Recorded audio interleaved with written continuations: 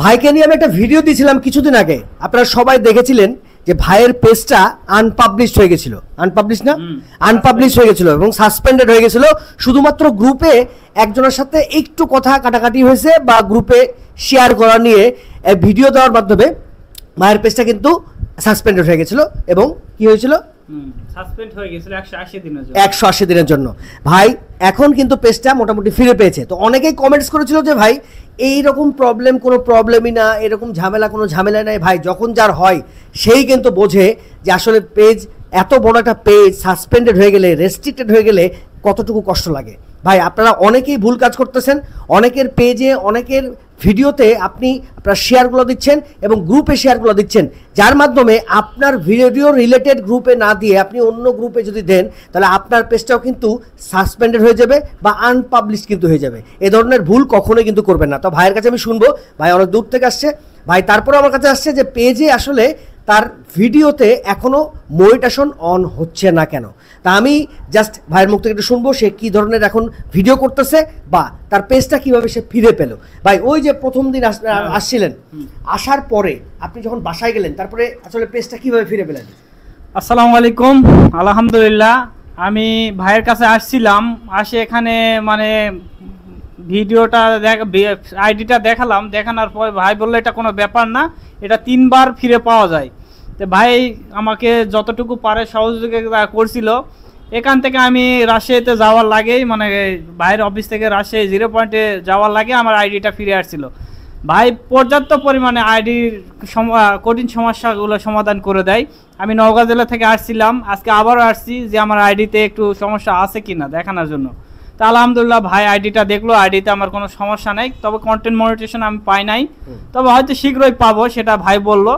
আমি চেষ্টা করতেছি কন্টিনিউ ভিডিও আপলোড দেওয়ার জন্য। আর গ্রুপে যারা অ্যাডমিন যারা আছে ভিডিও শেয়ার দেন, অবশ্যই গ্রুপের অ্যাডমিনদের অনুমতি নিয়ে ভিডিও কিংবা হলো কোনো পোস্ট শেয়ার দিবেন, তাহলে আপনাদের জন্য ভালো হবে, তাহলে আনপাবলিশড হবে না। হ্যাঁ আচ্ছা, ভাইয়ের পেজটা একটু বের করেন, আমাকে দেখাই যে ভাইয়ের পেজটা এখন মোটামুটি পুরোপুরি সুরক্ষা আছে, বাট তারপরেও 80,000 প্লাস একটা ফলোয়ারের পেজ, কন্টেন্ট মনিটাইজেশন কিন্তু এখনও আসেনি। মোতালেব ভাইয়ের দেখেন 80,000 ফলোয়ার কিন্তু, ঠিক আছে। তো 80,000 ফলোয়ার পেজেও কিন্তু কন্টেন্ট মনিটাইজেশন এখনও আসে নাই, বাট কন্টেন্ট মনিটাইজেশন অচিরেই কিন্তু আগস্টের পরে সবাইকে কিন্তু কন্টেন্ট মনিটাইজেশন ফেসবুক কিন্তু দিয়ে দিচ্ছে। ভাই ফেসবুকে টাকা ইনকাম করা কিন্তু এত সহজ না ভাই, অনেকে ধৈর্য ধরে কাজ করছেন, অনেকের অনেক ফলোয়ার হয়ে যাচ্ছে, তারপরেও কন্টেন্ট মনিটাইজেশন পাচ্ছেন না। ভাই একটু ধৈর্য ধরে কাজ করুন। আমার কাছে যারাই আসে, যেগুলো সম্মানিত ক্লায়েন্ট আসে, আমি তাদেরকে অবশ্যই একটু ভালো পরামর্শ দেওয়ার চেষ্টা করি, কারণ তারা আসলে ফেসবুককে ভালোবাসে বলেই কিন্তু ফেসবুকের টানে আমার অফিসে আসে, তারা ফেসবুক থেকে কিছু করতে চায়। ভাই আপনারা অনেকেই আছেন ফেসবুকে 2-3 মাস ভিডিও দেন, তারপরে বসে যান, তারপর আর কিছু করেন না। তো মোতালেব ভাই কিন্তু সেই রকমই একটা কর্মঠ এবং পরিশ্রমী মানুষ, যিনি প্রচুর পরিমাণে পরিশ্রম করে আছে, তারপরেও কিন্তু ফেসবুক থেকে হাল ছাড়ছে না। তো এরকম ভাইয়ের জন্য আসলে স্যালুট, এরকম ভাইকে আসলে শুভকামনা জানাই যে ভাইয়ের পেজে আজকে আসছে না, কালকে আসছে না, 1 সপ্তাহ পর ঠিকই কিন্তু কন্টেন্ট মনিটাইজেশন চলে আসবে, কারণ ফেসবুক সবাইকে কিন্তু কন্টেন্ট মনিটাইজেশন দেওয়ার একটা মানে প্রোগ্রাম কিন্তু এই 2025 সালে রেখেছে।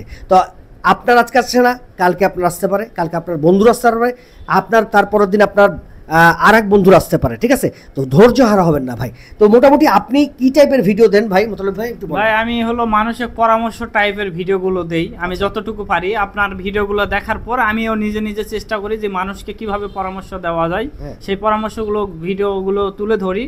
আর বিভিন্ন জায়গায় আমি ঘুরি, এই ঘোরার ভিডিওগুলো আমি তুলে ধরি ফেসবুক প্ল্যাটফর্মে। তো মোটামুটি আমি একটু ভিডিওগুলো যদি দেখাই, 1000, 1500, 2000, 2500, 3000 এরকম টাইপের ভিউ ভাই জেনারেট করছে।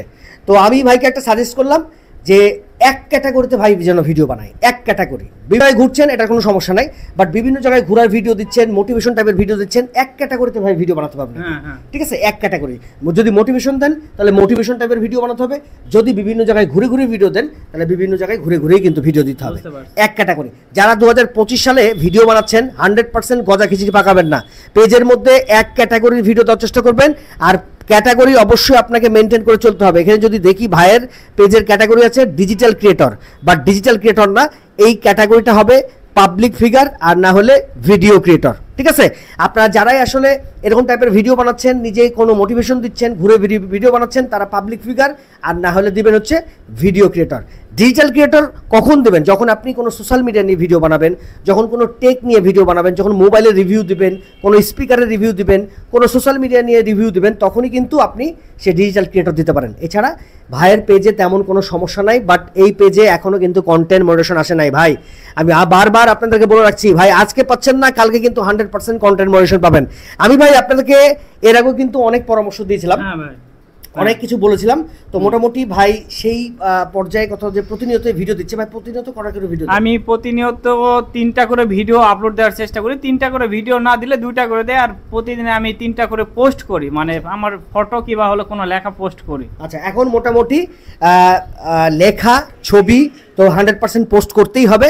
এর পাশাপাশি প্রতি সপ্তাহে 3টা করে লাইভ করতে হবে। হ্যাঁ ভাই, ঠিক আছে, প্রতি সপ্তাহে 3টা করে লাইভ করতে হবে। লাইভ হচ্ছে অ্যান্টিবায়োটিক ওষুধ ফেসবুকের, আর এরপরে হচ্ছে বড় ভিডিও কিছু আপলোড করতে হবে। হ্যাঁ অবশ্যই, ঠিক আছে, বাধ্যতামূলক। হ্যাঁ বাধ্যতামূলক বড় ভিডিও কিছু আপলোড করতে হবে। তো মোটামুটি আজকের আপডেটটা এখানেই ছিল ভাই। মোটামুটি পেজটা ফিরে পেয়েছে আলহামদুলিল্লাহ, আমিও খুশি, ভাইও খুশি যে এত বড় একটা পেজ যদি হারিয়ে যায় ভাই কত যে কষ্ট লাগে। এটা শুধুমাত্র আপনি কেন, অনেকেই যারা পেজ এরকম হারিয়ে ফেলছে তাদেরই কিন্তু কষ্ট লাগবে। ভাইয়ের কিন্তু সেই দিন আমি ভিডিওটা করে আমার কাছে খুব খারাপ লেগেছে। তো আলহামদুলিল্লাহ মোটামুটি ভাই আমাকে ফোন দিয়ে বলেছিল যে ভাই পেজটা ব্যাক পেয়েছি।